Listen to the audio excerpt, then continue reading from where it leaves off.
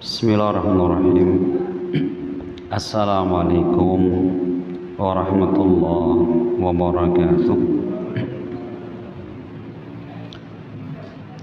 Alhamdulillah, wassalatu wassalam ala rasulillah wa ala alihi wa ashabihi wa man tabi'ahum bi ihsanin ila yaumiddin. Wa asyhadu an la ilaha illallah wahdahu la syarikalah wa asyhadu anna Muhammadan abduhu wa rasuluh sallallahu alaihi wasallam. Qala Allah subhanahu wa ta'ala, ya ayyuhalladzina amanu taqullaha haqqa tuqatih wa la tamutunna illa wa antum muslimun. Ya ayyuhan nasu taqu rabbakumul ladzi khalaqakum min nafsin wahidah wa khalaqa minha zawjaha wa batha minhuma rijalan katsiran wa nisaa wattaqullaha alladzi tasaaluna bihi wal arham innallaha kana 'alaikum raqibah. Ya ayyuhalladzina amanu taqullaha wa qulu qawlan sadida yuslih lakum a'malakum wa yaghfir lakum dhunubakum wa may yuti'illaha wa rasulahu faqad faza fawzan 'azima. Amma ba'd. Ma'asyiral muslimin wal muslimat, Bapak Ibu kaum muslimin dan muslimat rahimani wa rahimakumullah. Alhamdulillah, senantiasa kita memanjatkan puji dan syukur kehadirat Allah subhanahu wa ta'ala atas segala nikmat yang Allah anugerahkan kepada kita semua.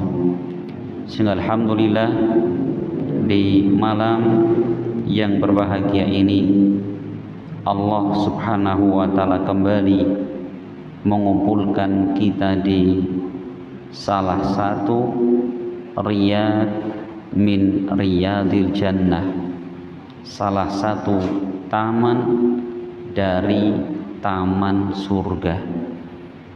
Kenapa? Karena Nabi kita Muhammad sallallahu alaihi wasallam, beliau pernah bersabda di dalam sebuah hadis yang diriwayatkan Imam Tirmidzi. Rasul mengatakan, idza marartum bi riyadil jannah farta'u.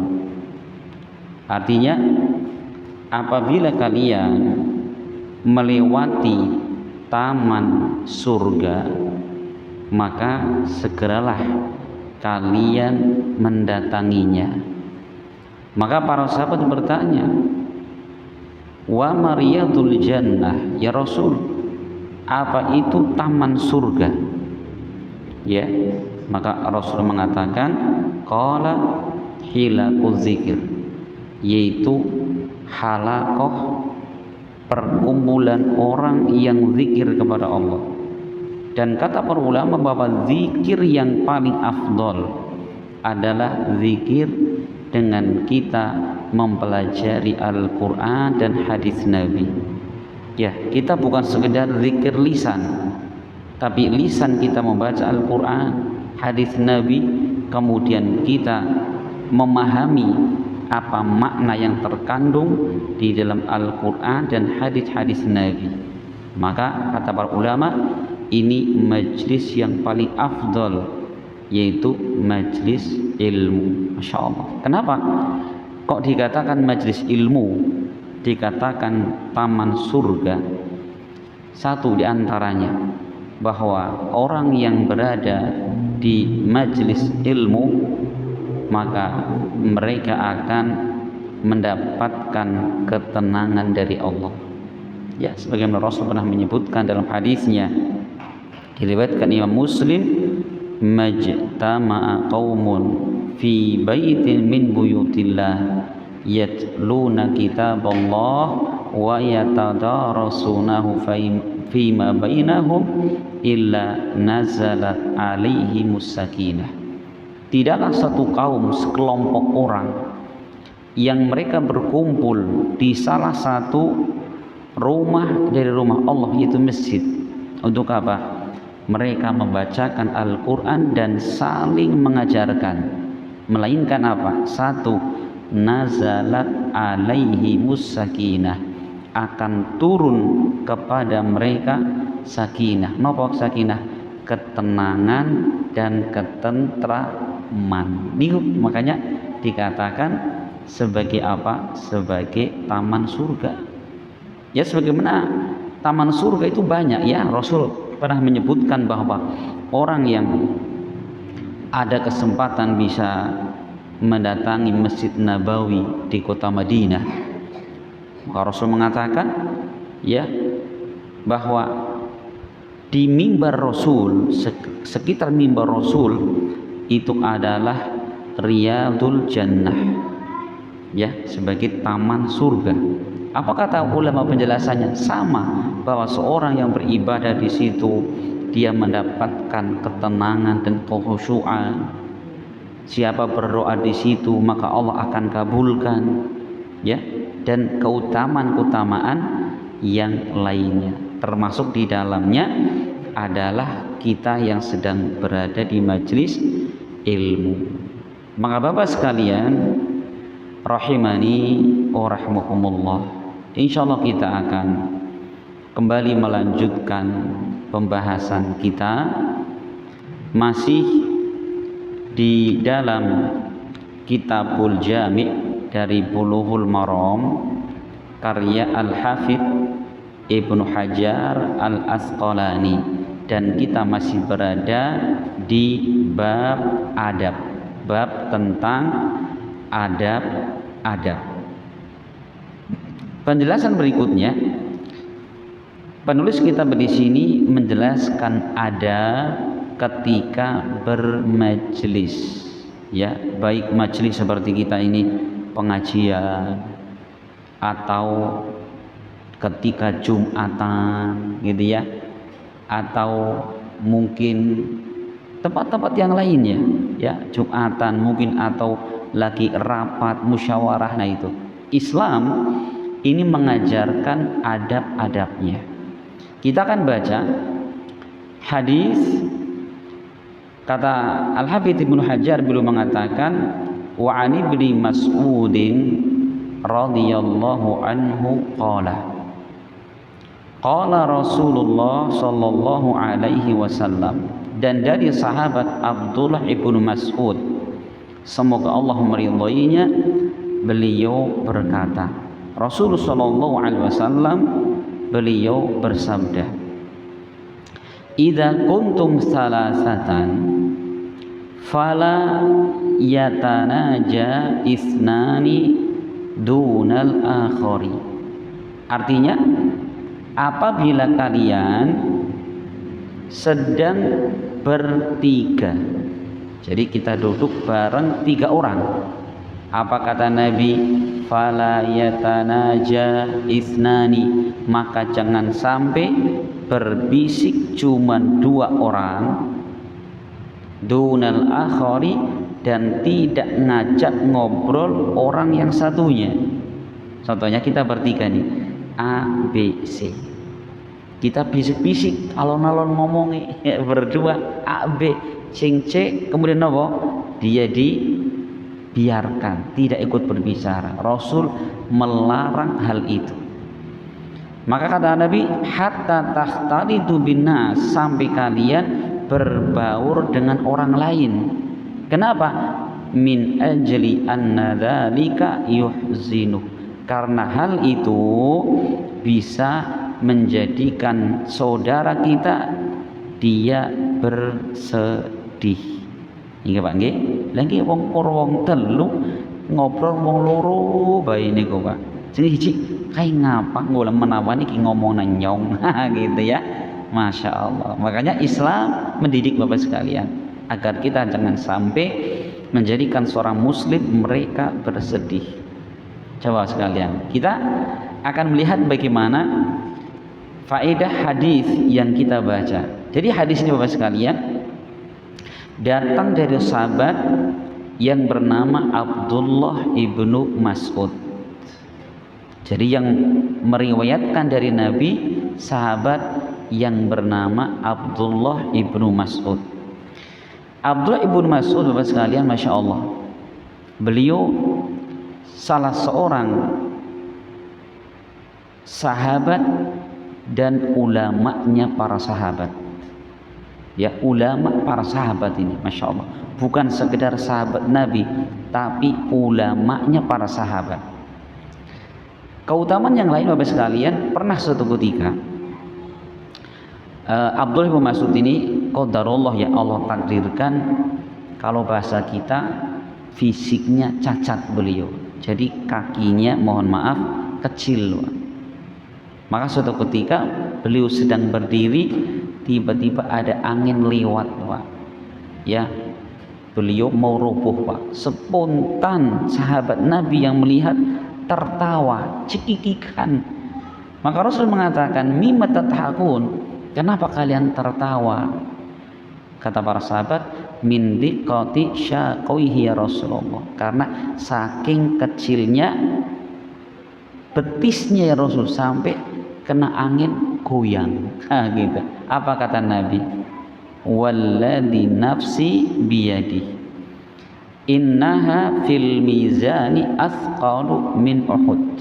Demi Allah kata Rasulullah, yang jiwaku ada pada tangannya, sesungguhnya timbangan kakinya Ibnu Mas'ud kelak pada hari kiamat lebih berat daripada timbangan gunung Uhud. Ya, pernah lihat gunung Uhud? Ya gunung Pak, gunung batu.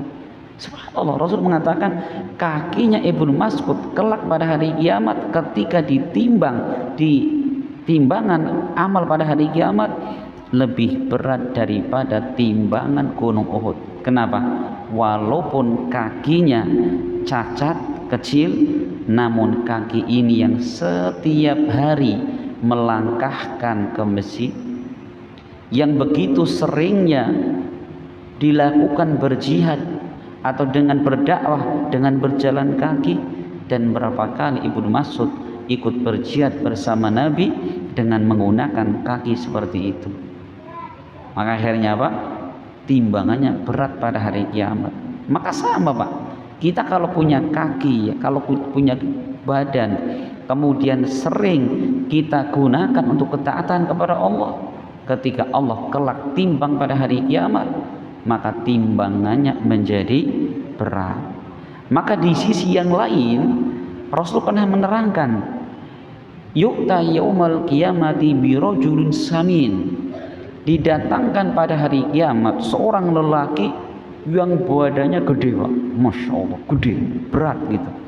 Kemudian begitu ditimbang di timbangan amal, ternyata apa? Lebih ringan daripada timbangan satu sayap seekor nyamuk.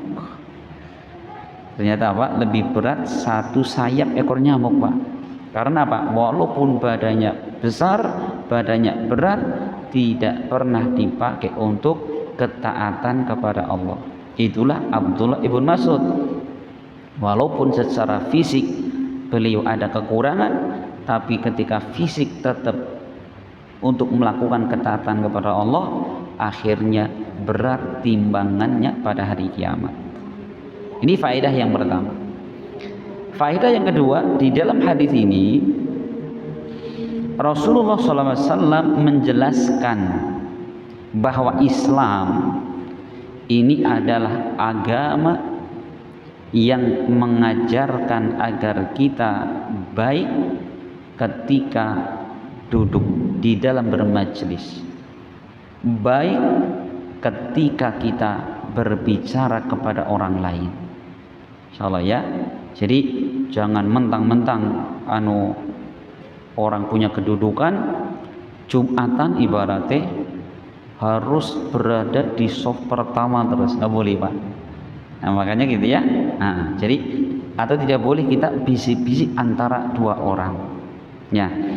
Kemudian Bapak sekalian, bagaimana Ustadz kalau di dalam majelis itu banyak orang, seperti kita ada 10-20 orang misalkan, boleh nggak ada dua orang berbisik-bisik? Kata para ulama boleh. Ya karena teman kita ini bisa ngobrol dengan yang lainnya. Jadi yang dilarang itu kalau cuman bertiga. Ya, kalau bertiga A, B, C tidak boleh A sama B ngobrol bisik-bisik, kemudian yang C ditinggalkan, tidak diajak ngobrol. Apa kira-kira alasannya Bapak sekalian?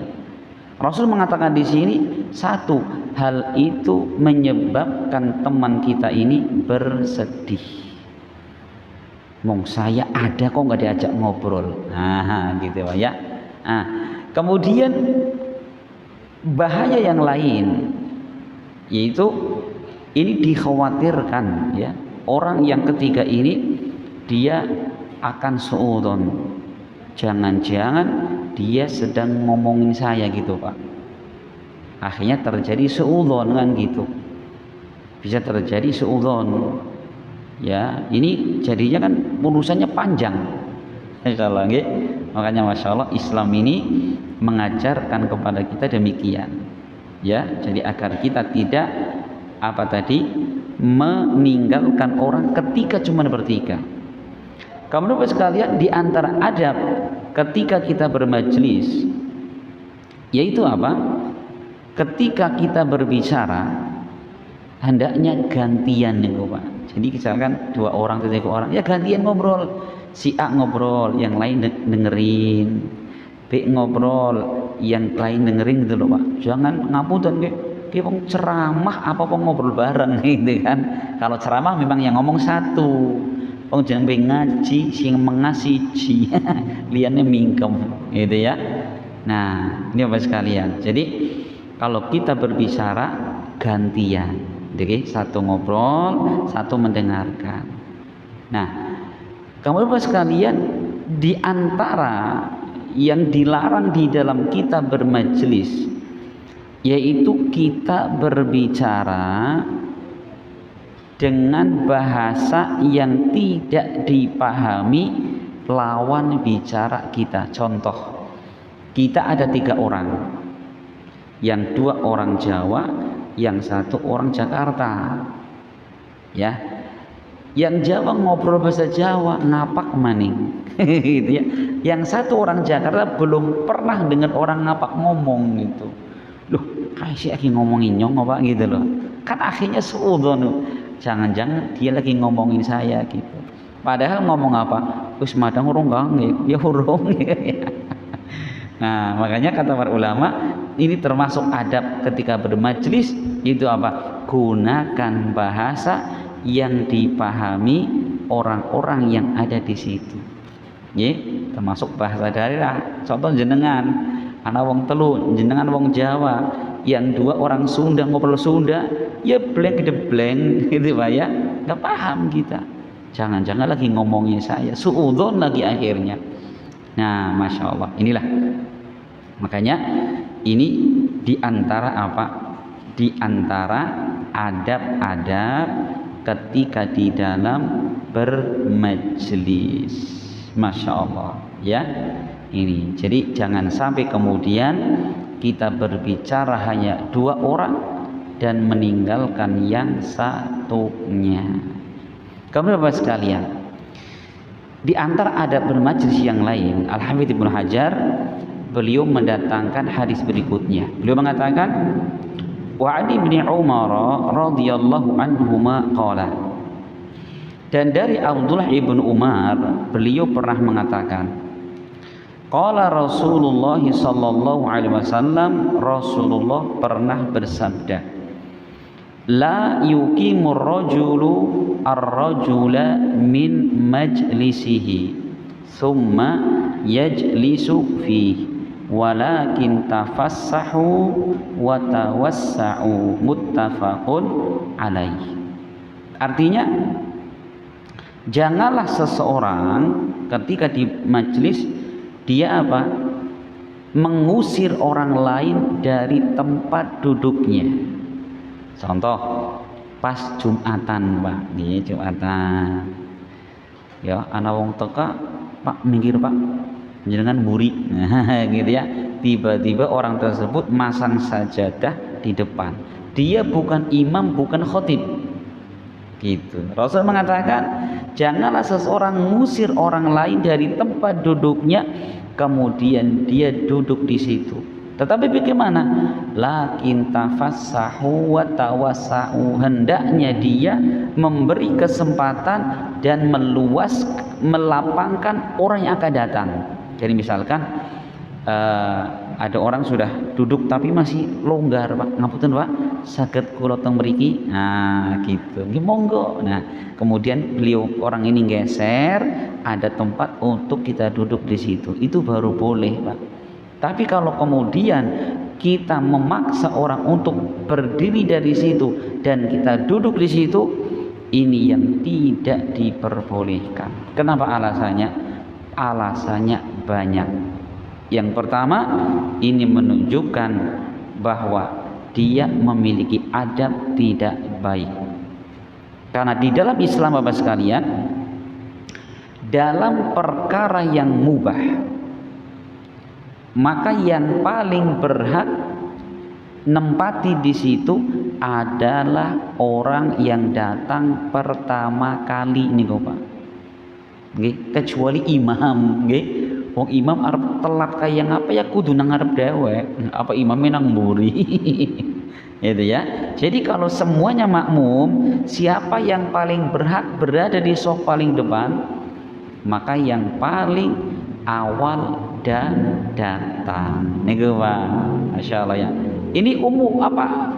Dalam perkara umum, Pak, baik ketika khutbah Jumat, ketika pengajian, atau di dalam apa? Kita mendapati urusan dunia. Contoh misalkan nopo kita sedang mancing, Pak, nang kali, tiba-tiba ana lele, sekempol gitu ya. Siapa yang berhak dapat lele itu? Siapa yang pertama kali mendapati lele itu, Pak? Gitu, karena lele liar gitu ya. Nah, siapa yang mendapati pertama kali? Dia yang paling berhak. Makanya apa para ulama mereka menyampaikan sebuah kaidah. Mereka mengatakan man sabaqa ila mubahin fahuwa ahaqqu bihi. Barang siapa yang dia paling pertama di dalam perkara yang mubah, yang boleh, maka dia yang paling berhak. Niku termasuk di dalam bermajlis. Tidak boleh ngusir orang, kemudian tidak boleh dia ngapa? Booking tempat. Kecuali ngaten, Pak. Contoh nggih, niki pas Jumatan misalkan. Kita datang pertama, Pak. Pertama sehingga bisa dapat di soft paling depan. Barang itu kok melilit pengen buang hajat. Nah, kemudian kita naruh sajadah di tempat itu, Pak. Kita ke kamar mandi. Kita buang air mungkin sampai 10 menit nggih. Nah, begitu kita datang balik lagi kok ditempatin orang. Nah, itu baru boleh. Ngapunten, Pak. Kula wau sing pun pertama teng mriki, boleh gak kita ngusir? Boleh. Karena di saat itu kita lebih dahulu. Maka harus ada bukti di situ. Buktinya apa? Sajadah terpasang. Nah, niku, Pak. Masyaallah nggih.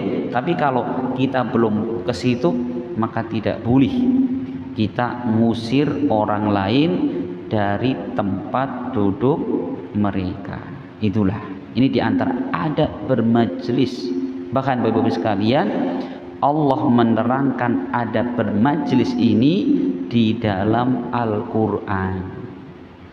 Terdapat di dalam surat Al-Mujadilah ayat 11. Allah mengatakan, ya ayyuhalladzina amanu idza qila lakum tafassahu fil majalisi fafsahu yafsahillahu lakum.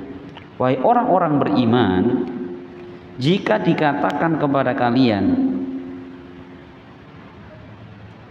tafassahu fil majalis, lapangkanlah di dalam bermajlis. Jadi misalkan kita diminta ada orang, Pak ngapunten saged geser gitu ya. Apa kata Allah?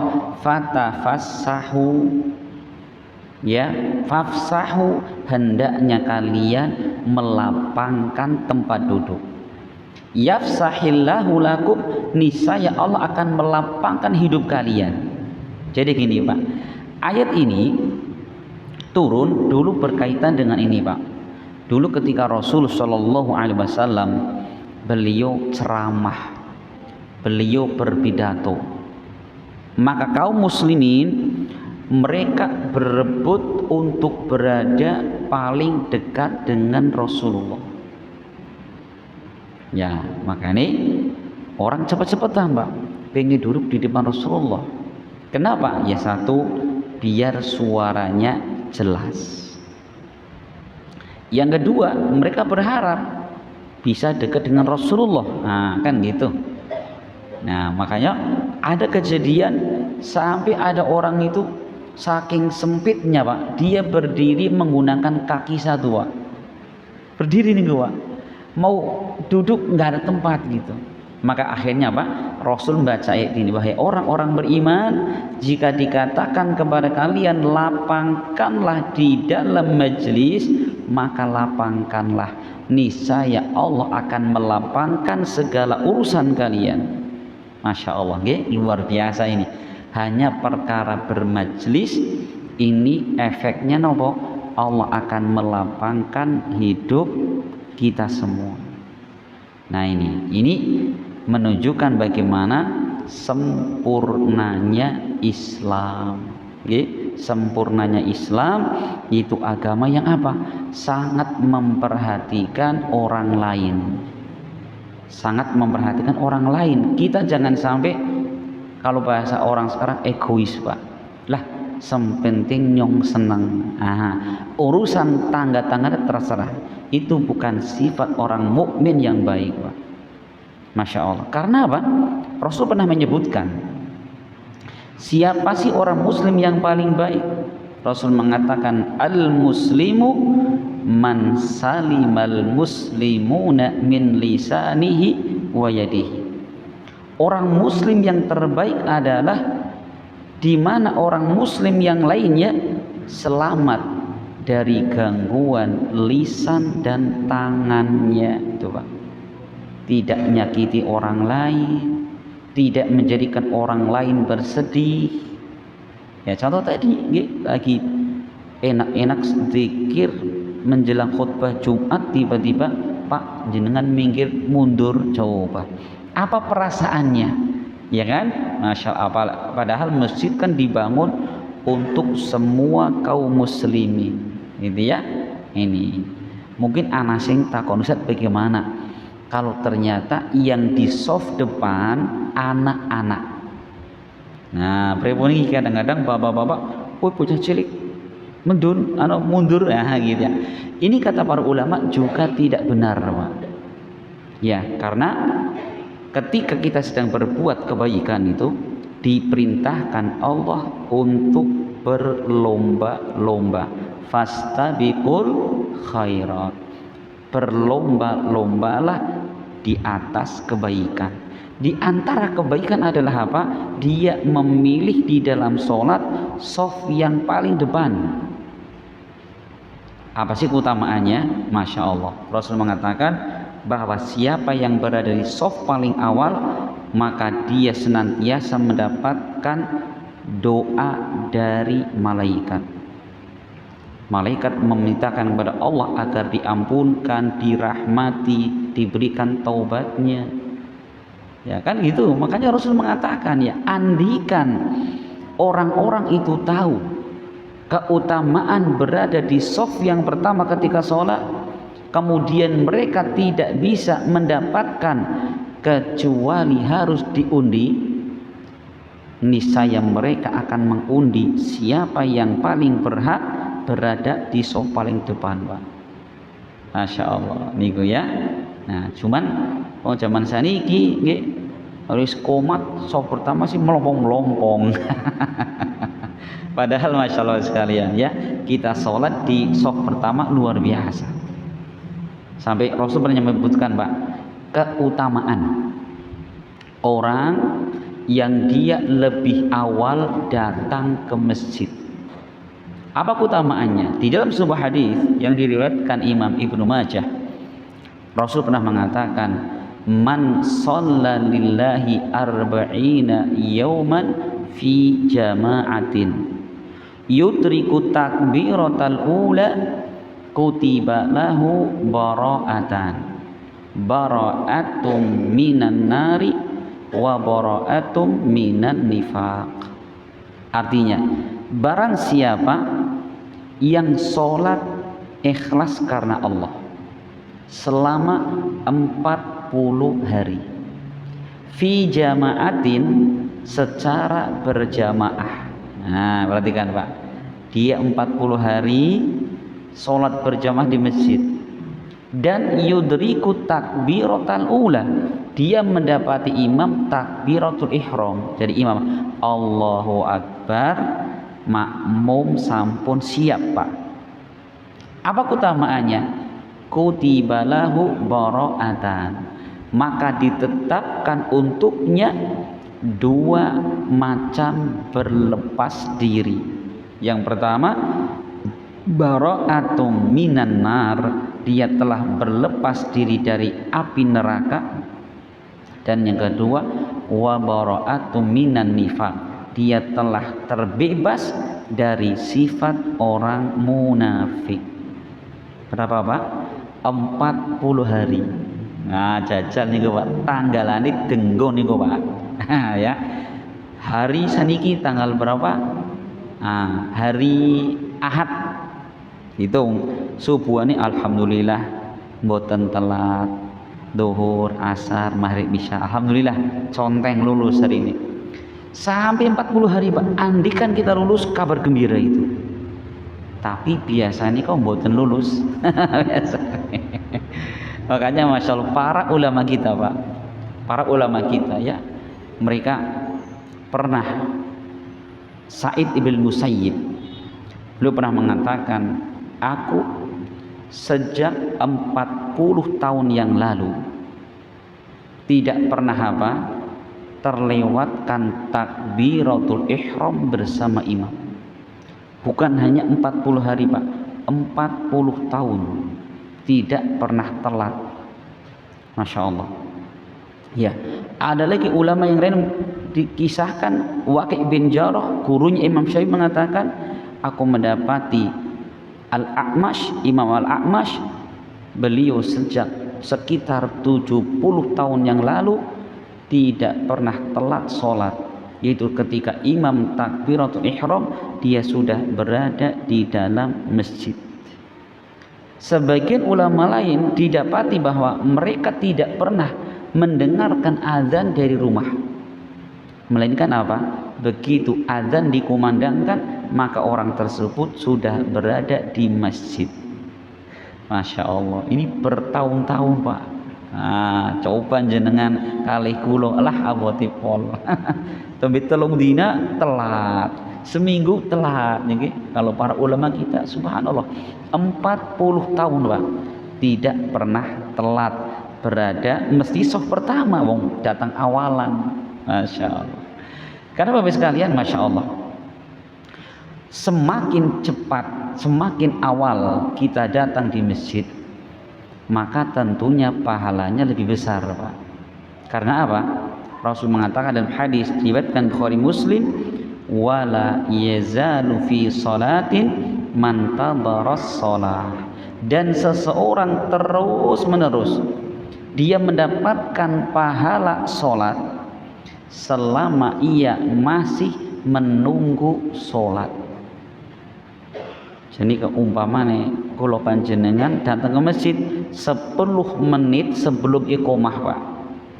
Kita sholat sunnah, kita duduk zikir, nggih. Mungkin malah kadang ngantuk-ngantuk niku Pak.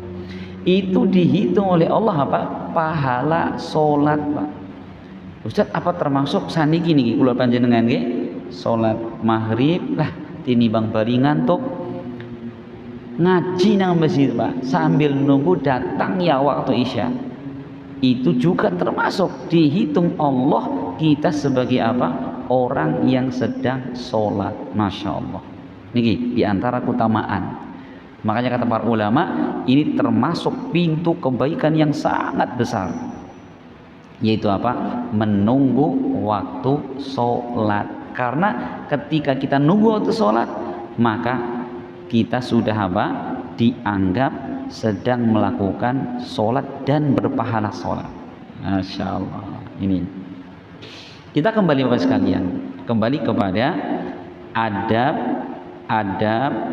ketika bermajlis, yaitu tidak boleh seseorang dia ngusir orang lain berdiri dari tempat duduknya, gitu ya, dari tempat duduknya.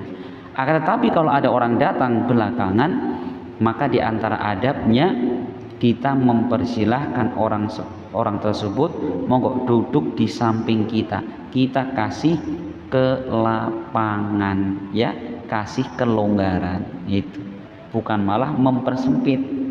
Masya Allah. Nah, jadi Bapak sekalian, faedah berikutnya dari kedua hadis ini bahwa seorang muslim hendaknya kita saling membantu, ya, dengan orang lain. Jadi kalau ada orang lain dia ingin mendapatkan shaf yang pertama sedangkan masih ada celah untuk duduk, dipersilahkan agar dia juga mendapatkan keutamaan sebagaimana kita mendapatkan keutamaan. Tapi tidak boleh kemudian apa?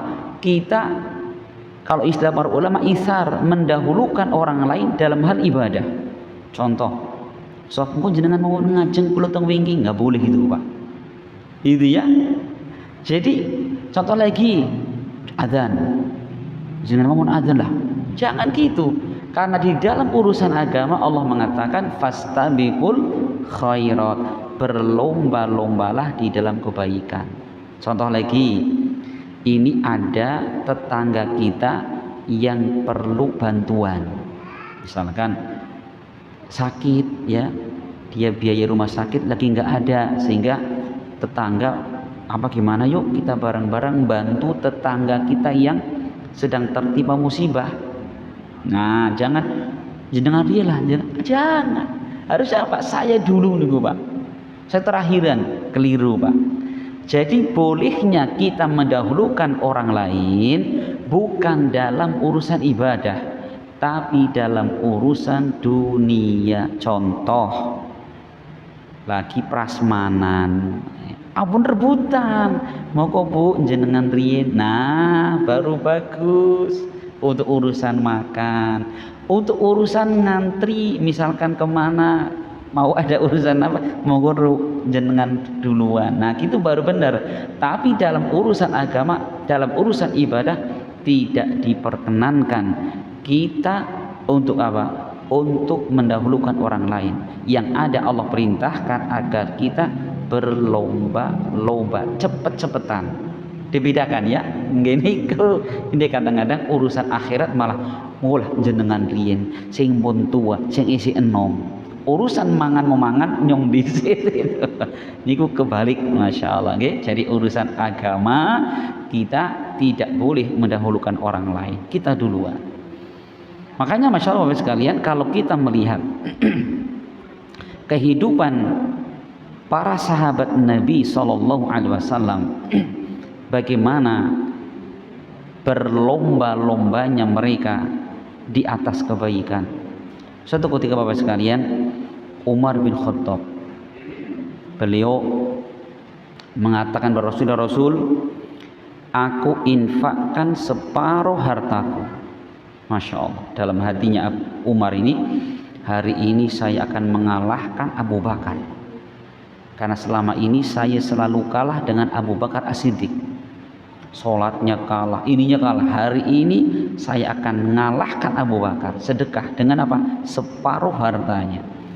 Ternyata Bapak sekalian, Abu Bakar datangnya Rasul, hari ini saya menyampaikan bahwa saya akan mensedekahkan semua hartaku. Masya Allah. Rasul bertanya, lah terus kalau semua hartamu diinfakkan, bagaimana? Anak istrimu ditinggalkan apa? Abu Bakar mengatakan, aku tinggalkan Allah dan Rasulnya. Subhanallah. Ya, ini karena Abu Bakar Siddiq, ya, beliau masih sehat bugar. Berbeda kalau misalkan apa? Kondisi kita sakit parah.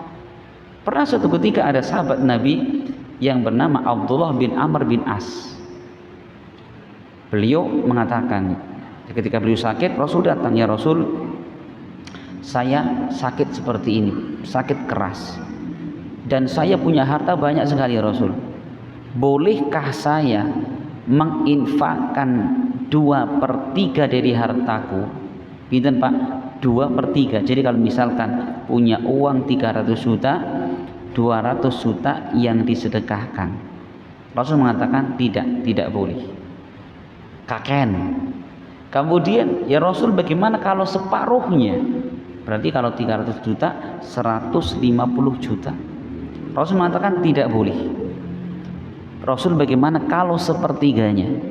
Rasul mengatakan as-sulus was-sulusu katsir.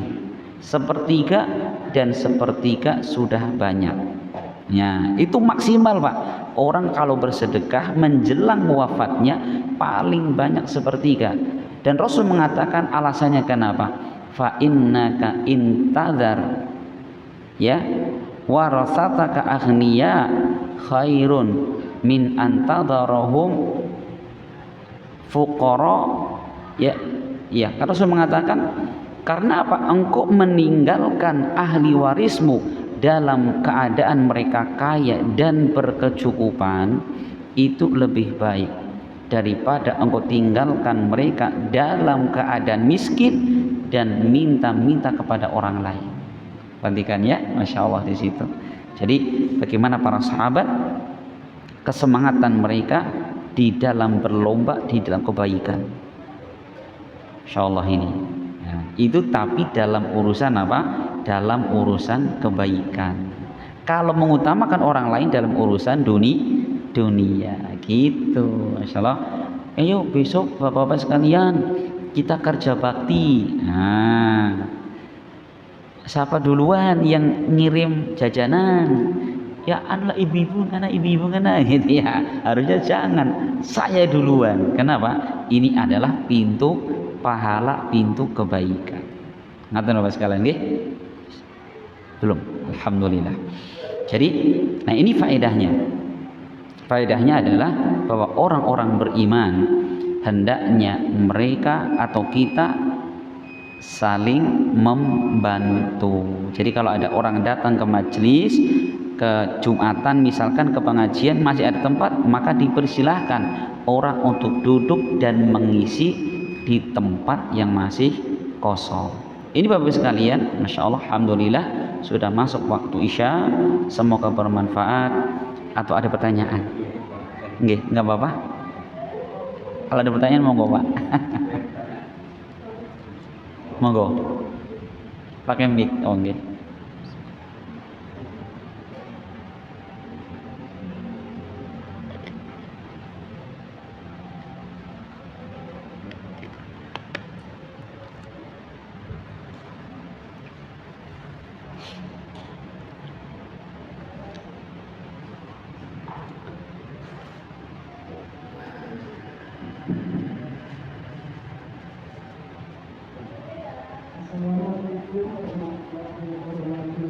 Assalamualaikum warahmatullahi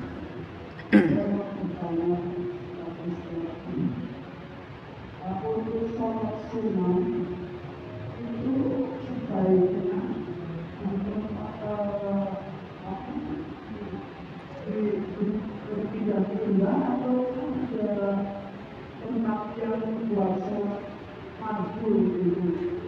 Hmm.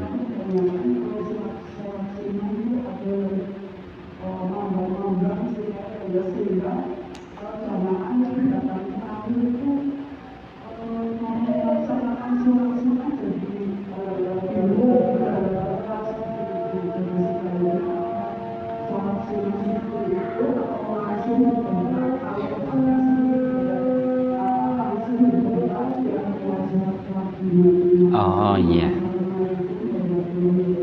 Assalamualaikum warahmatullahi. Gini Pak, Bapak sekalian ya. Jadi satu sisi bahwa seorang yang selesai sholat, salam dari sholat, yang paling utama dia tetap berada yang di tempat dia sholat. Karena Rasul mengatakan bahwa seorang yang selesai sholat, maka selama dia masih di tempat alladzi yusalli fihi, di tempat yang dia sholat di situ, maka malaikat senantiasa berdoa, Allahumma fillahu, Allahumma arhamhu, Allahumma tub alaihi. Ya Allah, rahmatilah dia, ampunilah dia, dan berilah taubat kepadanya. Itu hukum asalnya. Jadi kita sholat kita zikir di tempat yang kita sholat di situ. Ustaz, bagaimana dengan sholat sunnahnya? Gak ada masalah.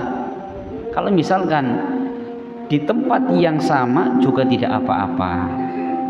Tapi kalau misalkan kok panas, pengen deket ya pas angin juga nggak apa-apa, bergeser, gitu ya. Jadi hal ini perkaranya luas, monggo bisa tetap pada tempat dia sholat atau berpindah, itu tidak mengapa. Memang ada alasan gini Pak, ada alasan sebagian orang kenapa kita sholat wajib di sini, pas sholat sunnah kita berpindah. Alasan mereka untuk memperbanyak saksi pada hari kiamat, kan gitu ya. Gitu ya. Tapi tentunya Mas sekalian, monggo-monggo saja itu dilakukan selama itu tidak ganggu orang lain. Orang lain lagi zikir, Pak, geser, kalau beri sholat di situ, itu ganggu orang. Itu jangan dilakukan seperti itu, gitu ya. Jadi monggo jenengan mau di tempat sholat nggak apa-apa atau berpindah nggak apa-apa. Syaratnya satu, jangan ganggu orang lain yang sedang zikir. Lagi zikir pun minggir, apa sih Pak, nyop sholat nanggono? Nggak boleh ini kok Pak, ganggu orang zikir nggak boleh. Wallahu a'lam. Monggo Pak. Selamat.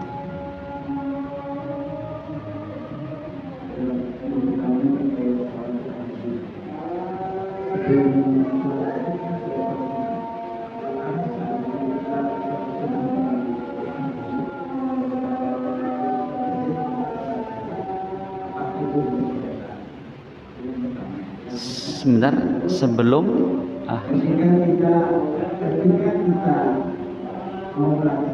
sholat wajib, iya, ke masjid, iya,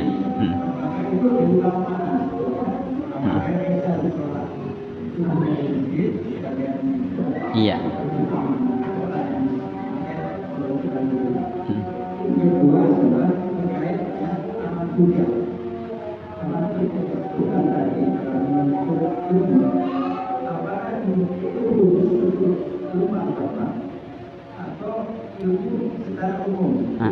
iya.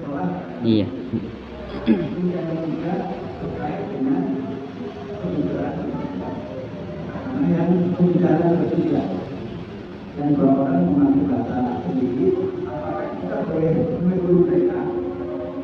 Pokoknya betul pakai bahasa manusia tahu biasa tahu.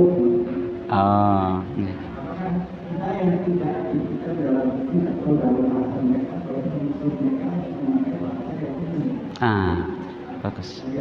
Iya. Iya, yang pertama tentang seorang yang dia mau sholat qobliyah katakanlah ya, tapi sholatnya di rumah, boleh nggak? Atau lebih abdul mana? Sholat di rumah atau di masjid? Jadi gini Pak, hukumnya boleh-boleh saja Pak. Kita sholat qobliyah misalkan subuh kita boleh sholat di rumah, kemudian kita berangkat ke masjid, siap iqomah, kita langsung sholat bersama imam, itu boleh Pak. Tapi andaikan kemudian kita bisa sholat sunnah di masjid, ada keutamaan yang lain. Apa keutamaannya? Satu, jadi boleh Pak, kita menggabungkan beberapa sholat dalam satu kali sholat. Contoh, kita datang ke masjid, kita kan di situ disunahkan untuk tahiyatul masjid kan itu Pak ya. Kemudian yang kedua, kita disunahkan qobliyah, apalagi subuh paling utama. Yang ketiga, kita setelah wudhu ada namanya syukrul wudhu. Boleh enggak dalam 2 rakaat ini dengan kita niatan 3 sholat? Kata para ulama, boleh. Ini sebagaimana diterangkan al-Imam Al-Hafidh Ibnu Rajab dalam Al-Qawaid, itu boleh. Jadi 3 sholat ini kita niatkan dalam 1 sholat, otomatis kita mendapatkan pahala 3 sholat. Tahiyatul masjid dapat, qobliyah dapat, dan syukrul wudhu kita dapat. Nah makanya kalau kita melihat itu, kita cepat-cepat ke masjid, bisa sholat 2 rakaat dengan niat 3. Tidak harus 3 kali sholat, sekali sholat dapat 3 pahala, gitu Pak ya. Nah, jadi lihat keadaan. Kalau memang waktunya longgar, boleh di rumah kita sholat sunnah dulu, kemudian ke masjid kita tahiyatul masjid, nggak apa-apa. Tapi kalau sempit waktunya, cepat-cepat ke masjid, biar 3 sholat kita kerjakan dalam 1 kali sholat. Ini yang pertama. Adapun yang kedua, apa tadi Pak?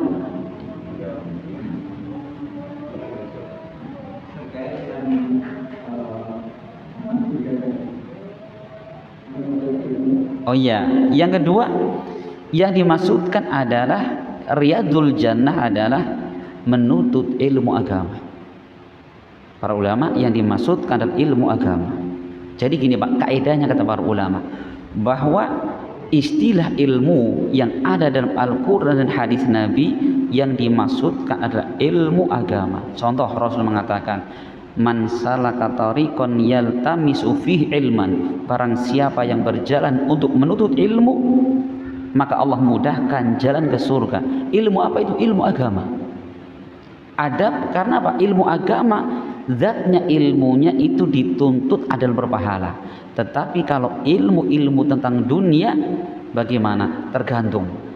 Jika ilmu ini akan membantu agama seseorang, ini bisa berpahala. Tapi kalau ilmu yang murni urusan dunia, tidak ada berkaitan dengan agama, tidak membantu agama seorang, maka itu tidak berpahala, kecuali dengan niatnya untuk apa dia pelajari. Itu Pak ya. Jadi hukum asalnya adalah ilmu agama. Adapun pertanyaan yang ketiga, lupa jenengan kan?